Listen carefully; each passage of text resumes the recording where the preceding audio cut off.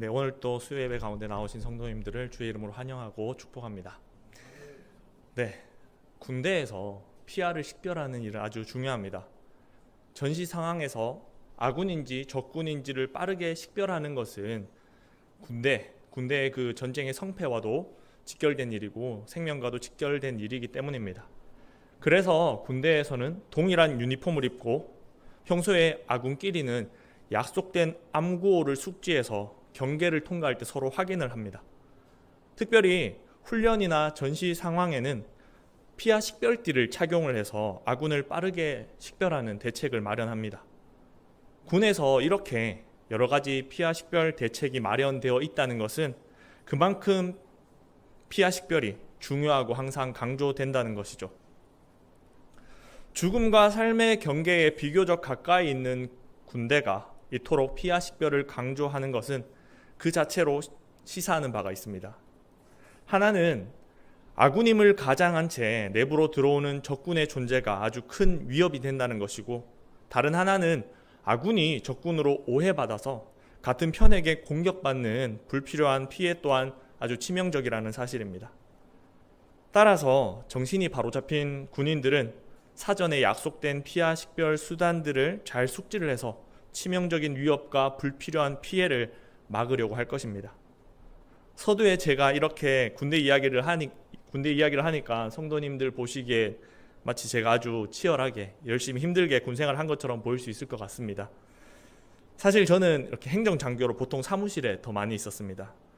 물론 사무실도 치열합니다. 원래 자기 군대 생활이 제일 힘들다고들 하니까요. 다시 돌아와서 제가 군 이야기로 오늘 말씀을 시작을 했는데, 아닌 게 아니라 성경은 성도의 삶을 종종 군사의 모습과 비교합니다. 대표적으로 에베소서 6장의 말씀은 성도들에게 영적 전쟁을 치르는 군사로서 의의 전신갑주를 취하라고 명령합니다. 또 디모데후서 2장 3절과 4절에서는 바울이 디모데에게 이렇게 권면하는 것을 볼 수 있습니다. 제가 읽겠습니다. 너는 그리스도 예수의 좋은 병사로 나와 함께 고난을 받으라. 병사로 복무하는 자는 자기 생활에 얽매이는 자가 하나도 없나니 이는 병사로 모집한 자를 기쁘게 하려 함이라. 이처럼 성경은 성도가 살아가는 믿음의 삶이 치열하게 전쟁을 치르는 군인의 모습과도 비슷하다는 것을 보여주고 있습니다. 따라서 성도의 삶에서도 군대에서 그렇게 중요하게 여기는 것처럼 피아 식별의 문제는 아주 중요한 문제라고 할 수 있습니다. 요한 1서에서 살펴본 것처럼 교회 안에서도 성도를 미혹하는 적그리스도가 일어나고 하나님의 자녀된 성도가 서로 충돌하는 일들이 교회 안에 일어나기 때문입니다. 이런 일들이야말로 영적 전쟁이라고 부를 수 있는 일들이죠. 특히 교회 내부에서 이런 일들이 일어난다는 것은 성도들 간에 서로 하나님의 자녀됨이 드러나는 표시, 피아 식별띠가 보이지 않기 때문일 것입니다. 그래서 오늘의 본문은 성도가 무엇으로 하나님의 자녀됨을 식별할 수 있는지, 무엇보다 자신이 무엇으로 하나님의 자녀됨을 드러내고 나타낼 수 있는지를 가르칩니다. 마치 군대에서 피아 식별띠를 보고 아군인지 적군인지 구별하는 것처럼 참 하나님의 자녀됨이 무엇으로 우리들 가운데 식별될 수 있는지를 말씀하는 것입니다. 여기 예배로 모이신 모든 성도님들께서 오늘 말씀을 통해 하나님의 자녀됨이 무엇으로 나타나는지를 알고 하나님의 자녀됨이 풍성히 드러나는 삶을 살아가시기를 축복합니다. 첫째, 하나님의 자녀는 하나님의 은혜 가운데 의를 행합니다. 함께 본문 2장 29절 말씀을 읽겠습니다. 너희가 그가 의로우신 줄을 알면 의를 행하는 자마다 그에게서 난 줄을 알리라. 아멘. 많은 경우에 우리는 의로운 것을 도덕적인 것으로 생각합니다. 물론 전혀 상관이 없지는 않습니다. 이 세상을 유지하기 위한 도덕과 법과 같은 것들도 공의로우신 하나님이 세상에 주신 은혜라고, 일반 은총이라고 할 수 있습니다. 그러나 하나님과 상관없이 살아가는 사람이, 하나님을 모르는 사람이 도덕적인 행동을 했다고 해서 우리는 그것을 의롭다 할 수 없습니다. 왜냐하면 의로우신 분은 오직 하나님 한 분뿐이고 사람은 그 하나님과 관계될 때만 의롭다고 할 수 있기 때문입니다. 하나님 한 분께서만 의의 근원이 되시고 의의 기준이 되십니다. 따라서 우리가 의를 이야기할 때는 반드시 하나님과의 관계성 속에서 이야기해야 하는 것입니다. 특히 우리는 우리의 죄를 대신 지고 십자가에 달리신 그리스도께서 우리에게 의를 전가해 주시기 때문에 그리스도와의 연합 없이는 결코 의를 논할 수가 없습니다. 죄인인 우리는 그리스도의 보혈로 덮일 때 비로소 의롭다 여겨질 수 있는데 그것은 우리의 존재만이 아니라 우리의 행위도 마찬가지입니다. 우리 존재가 한계가 있고 불완전하듯이 우리 행위도 항상 부족합니다. 어떤 사람의 행위가 우리들의 눈에, 사람들의 눈에 굉장히 선해 보일 수 있고 아름다워 보일 수 있습니다. 하지만 그 아름답고 선한 행위조차도 불순물이 섞여 있다는 것이죠. 선한 일을 하지만 이 일을 통해 내가 좀 드러나면 좋겠고 어떤 방향으로든 내게 유익이 생겼으면 좋겠다는 마음이 사람인데 어떻게 전혀 없을 수 있을까요? 사람이 어떻게 아무런 불순물 없이 온전히 선한 동기로 남을 도울 수 있을까요? 그렇기 때문에 죄인인 우리가 예수님의 보혈로 덮여서 의롭다 여겨지듯이 우리의 불완전한 행위도 그리스도의 보혈로 덮여야 한다는 것입니다. 따라서 하나님의 자녀로 의를 행한다는 것은 단순히 선을 베풀고 도덕적인 행동을 하는 것을 의미하지 않습니다. 그리스도께서 나에게 행하신 일 때문에 그리스도로 인해서 우리가 선을 베풀고 아름다운 행동을 할 때 그 행위가 비록 불완전할지라도 그리스도 안에서 의로 여겨질 수 있는 것입니다. 그리고 한 가지 분명한 것은 그리스도를 통해 의로우신 하나님과 상관이 있게 된 우리는 정확하게 말하면 성령으로 거듭나서 하나님의 자녀된 자들은 반드시 의를 행한다는 것입니다. 의를 행하는 것을 볼 때 하나님에게서 난 자녀임을 안다라고 말씀합니다. 그렇습니다. 사람들의 믿음은 사람이 알 수 없습니다. 오직 하나님만이 아십니다. 그러나 그 사람의 행위는 사람들이 볼 수 있습니다. 그 사람이 삶 속에 얼마나 하나님과 동행하고 하나님의 자녀답게 의로운 행동을 하며 중요한 순간 하나님과 상관이 있는 결정을 내리는지 이러한 모습 등은 공동체가 볼 수 있습니다. 그리고 공동체는 이를 통해서 그 사람이 하나님의 자녀됨을 알 수 있다는 것입니다. 혹시 부담이 되지 않으시나요? 이 말씀을 들으니까 마음이 답답해지지 않으시나요? 우리의 의로운 행위로 하나님의 자녀됨이 공동체 가운데 입증된다니 부담이 안 될 수가 없습니다. 그러나 우리가 이 부담은 가져야 합니다. 하나님 자녀로서의 거룩한 부담은 가지는 것이 당연합니다. 다만 이 부담이 우리 구원에 대한 믿음을 흔들게 해서는 안 됩니다. 이를 위해 우리는 거룩한 부담을 갖는 동시에 우리가 속한 공동체가 은혜의 공동체임을 기억해야 합니다. 함께 3장 1절 말씀을 읽겠습니다. 보라, 아버지께서 어떠한 사랑을 우리에게 베푸사 하나님의 자녀라 일컬음을 받게 하셨는가. 우리가 그러하도다. 그러므로 세상이 우리를 알지 못함은 그를 알지 못함이라. 믿음의 공동체 안에 아무도 자신의 의로운 행위나 자질로 하나님의 자녀가 된 사람은 없습니다. 하나님의 자녀라 일컬음을 받는 모두는 말로 다할 수 없는 하나님의 사랑을 받아서 그렇게 된 것입니다. 본문에서 어떠한 사랑을 우리에게 베푸사라고 말씀하는데 여기서 어떠한이라는 표현의 헬라어적 의미를 보면은 이국적인 것이나 이전에 경험하지 못한 어떤 것을 가리킵니다. 세상에서 볼 수 없는 사랑인 것입니다. 인류에게는 낯선 사랑입니다. 세상의 죄를 감당하기 위해 하나뿐인 아들을 내어주신 사랑입니다. 십자가 위에서 모든 물과 피를 흘리기까지 쏟으신 그 사랑입니다. 이 같은 사랑을 세상에서는 결코 찾을 수가 없습니다. 따라서 하나님을 모르는 세상 사람들은 그 사랑을 받은 사람들을 알지 못하고 이해하지 못합니다. 왜냐하면 하나님의 사랑이라는 결코 넘어설 수 없는 구별됨이 있기 때문입니다. 자질이나 행위로 인한 구별됨이 아니라 하나님의 사랑, 하나님의 은혜로 인한 구별됨입니다. 하나님의 사랑으로 인해서 우리는 지금 하나님의 자녀입니다. 함께 본문 3장 2절에서 3절 말씀을 읽겠습니다. 사랑하는 자들아, 우리가 지금은 하나님의 자녀라. 장래에 어떻게 될지는 아직 나타나지 아니하였으나 그가 나타나시면 우리가 그와 같을 줄을 아는 것은 그의 참모습 그대로 볼 것이기 때문이니 주를 향하여 이 소망을 가진 자마다 그의 깨끗하심과 같이 자기를 깨끗하게 하느니라. 아멘. 우리는 점차 하나님의 자녀가 되어가고 장차 하나님의 될 것이 아니라 우리는 이미 하나님의 자녀입니다. 우리 모습을 보면 여전히 부족합니다. 하나님의 자녀라 하기에 너무나도 부끄럽죠. 그런데 우리는 자격 없지만 하나님의 사랑이 부족한 우리를 하나님의 자녀 삼기에 충분한 것입니다.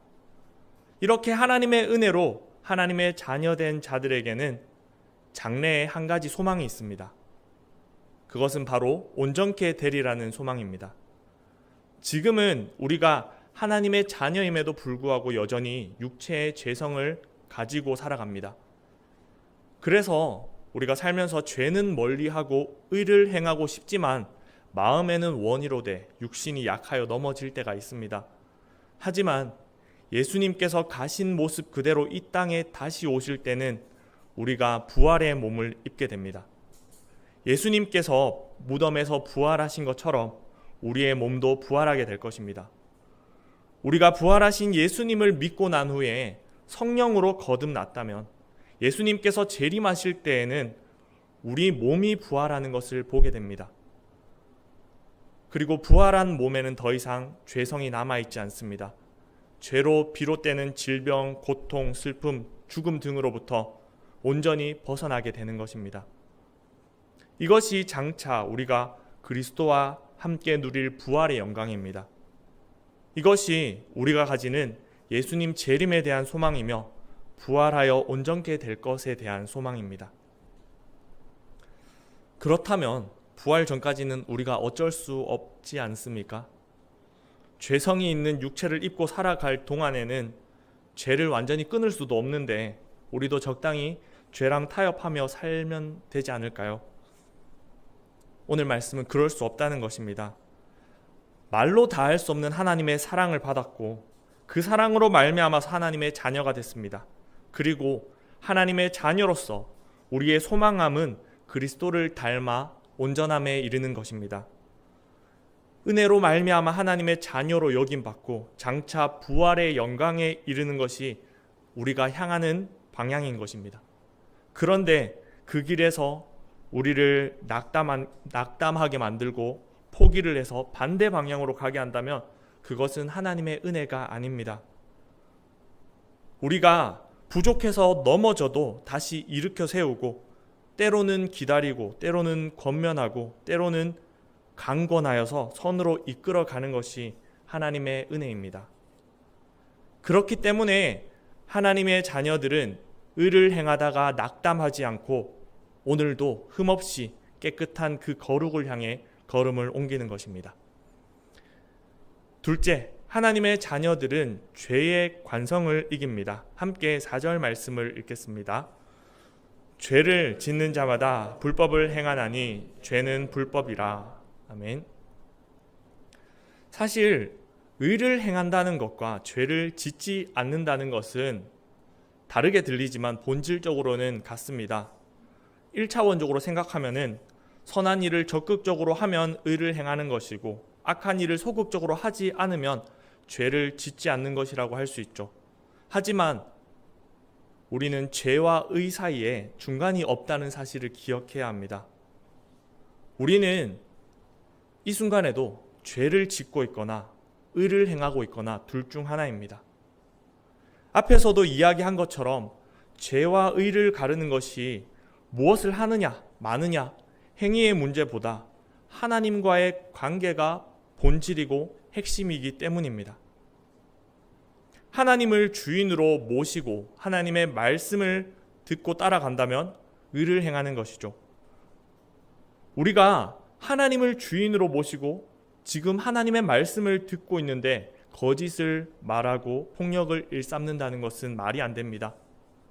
그러나 내가 내 인생의 주인이라면, 하나님과 상관이 없이 내가 내 인생의 주인이라면 내가 지금 무엇을 하고 있는지와 상관없이 죄를 짓고 있는 것입니다. 4절에서 죄를 짓는 것은 불법을 행하는 것과 동일시하고 죄가 곧 불법이라고 말씀합니다. 쉽게 말해서 죄는 하나님의 말씀을 어긴다는 것입니다. 그것은 곧 내 인생의 주인이 하나님이 아니라는 것이죠. 하지만 그리스도 안에 있는 자들은 범죄하지 아니한다 말씀합니다. 5절과 6절 말씀을 우리 함께 읽겠습니다. 그가 우리 죄를 없애려고 나타나신 것을 너희가 아나니 그에게는 죄가 없으니라. 그 안에 거하는 자마다 범죄하지 아니하나니 범죄하는 자마다 그를 보지도 못하였고 그를 알지도 못하였느니라. 아멘. 성도님들께서 요한 1서의 문맥을 봤을 때 이제는 사도 요한이 이야기하고 있는 것이 성도의 완전한 삶이 아니라는 것을 알 것입니다. 그럼에도 불구하고 하나님의 자녀는 범죄하지 아니한다라는 말씀을 듣는 순간, 접하는 순간 우리는 다시금 자연스럽게 나의 현실을 돌아보게 됩니다. 말씀을 듣고 현실을 보며 다른 사람을 일단 제쳐두고 내가 진짜 하나님 편에서 적군으로 오해받지 않을 피와 식별띠가 있는지 고개를 갸웃갸웃하게 되는 거죠. 그러나 이런 반응이 다행스럽게도 당연한 반응입니다.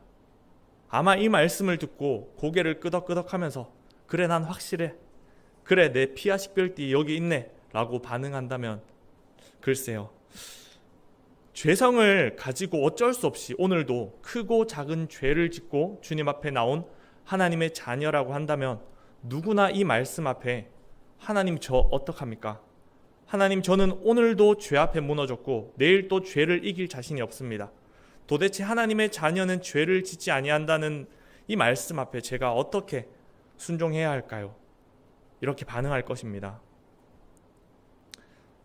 하나님 명령에 대한 우리의 합당한 반응은 두 손을 드는 것입니다. 항복의 의미죠. 천부여 의지 없어서 손들고 옵니다. 찬송가 가사처럼 하나님, 저는 하나님 명령대로 살고 싶어도 살 수가 없습니다. 하나님께서는 말씀하시고 이루시는 분이시니 명령하신 것을 하나님께서 제 안에 이루어 주시옵소서, 이렇게 고백해야 하는 것입니다. 그리고 실제로 주님께서 다 하셨습니다. 다 하시고 있고 다 하실 겁니다. 우리 죄를 없애려고 죄 없으신 예수님께서 이 땅에 오셨죠. 대신 우리의 모든 죄값을 치르셨습니다. 예수님께서 우리 죄를 없이 하려고 하신 일로 인해서 우리는 이제 죄를 향해 달려가는 걸음에 제동을 걸 수 있습니다. 원래라면 우리는 꼼짝없이 브레이크 한번 못 잡아보고 죽음을 향해 직행하는 사람들이었습니다. 그러나 예수님의 구속 사역으로 인해서 우리에게 이전에는 없던 브레이크와 유턴 기능이 생긴 것입니다. 곧 회개이죠. 그래서 회개가 우리에게 짐이 아니라 선물이라는 것입니다. 애초에 우리가 누릴 수 없던 것이기 때문입니다. 그것도 주님께서 죽음의 값을 치르시며 주신 은혜입니다. 예수님께서 우리를 대신해 죽으심으로 우리가 회개할 수 있는 그 은혜를 주셨다면 우리는 그 은혜를 누려야 합니다.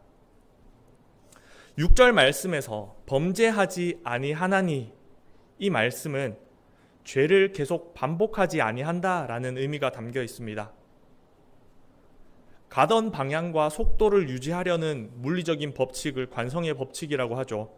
우리가 평소에 운전하면서 브레이크를 밟거나 멈춰있던 상태에서 출발할 때 우리 몸이 쏠리면서 관성을 느낍니다. 그런데 우리가 이런 물리적인 상황에서만 관성을 느끼지 않습니다. 죄를 지으며 살아가는 죄인의 삶 속에서도 영적인 관성이 있습니다. 죄를 짓다 보면 한 번이 어렵지 두 번, 세 번은 어렵지 않습니다. 죄에 대해서 점점 무뎌진다고 하죠. 죄를 거듭할수록 죄에 대한 거부감은 약해지고 죄질은 점점 더 나빠집니다. 죄책감이 희미해집니다. 만약 그리스도를 모른다면 이렇게 죄의 간성을 따라 사는 것이 아무렇지 않습니다. 굳이 반복하는 죄를 멈춰야 할 필요를 느끼지 못합니다. 그러니 범죄하는 자마다 그를 보지도 못하였고 그를 알지도 못하였느니라고 말씀하는 것입니다. 그러나 내가 그리스도를 만났고 그리스도께서 나를 위해 하신 일을 안다면, 그래서 그리스도께서 내 안에 거한다면 우리는 죄의 간성을 이겨내려 할 것입니다. 순간 죄의 유혹을 이기지 못하고 죄를 지었다 할지라도 회개하고 죄를 중단하려 할 것입니다. 이것이 곧 그리스도께서 피로 사신 은혜를 누리는 하나님 자녀의 모습입니다. 이 같은 모습이 우리 성도님들 가운데 풍성히 드러나기를 축복합니다. 마지막으로 하나님의 자녀는 결단합니다. 우리는 경험적으로 우리의 결단이 그다지 영양가 없고 부질없다는 것을 압니다.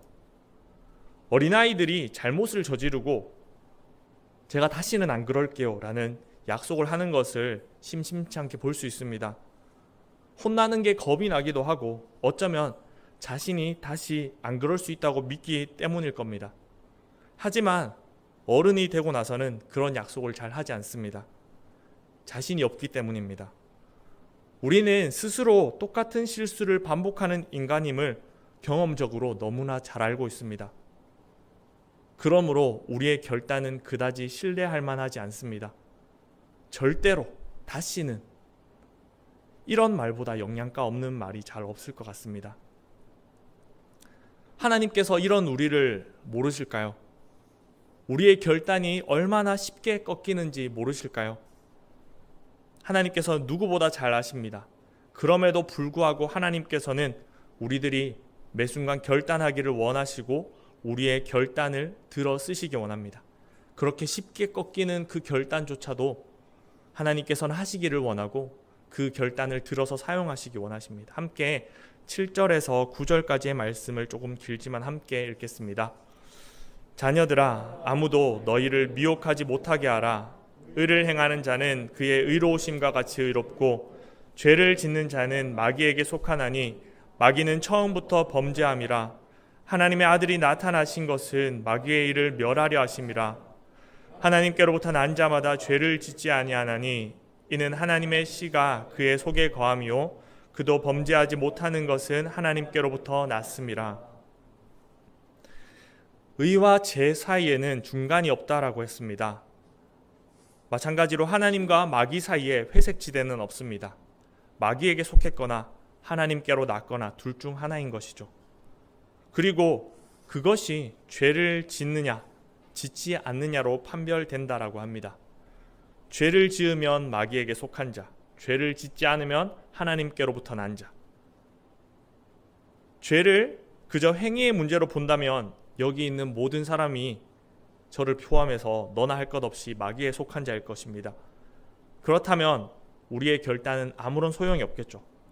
그러나 우리는 이 문제를 관계의 문제로 보고 매 순간 결단을 해야 하는 것입니다.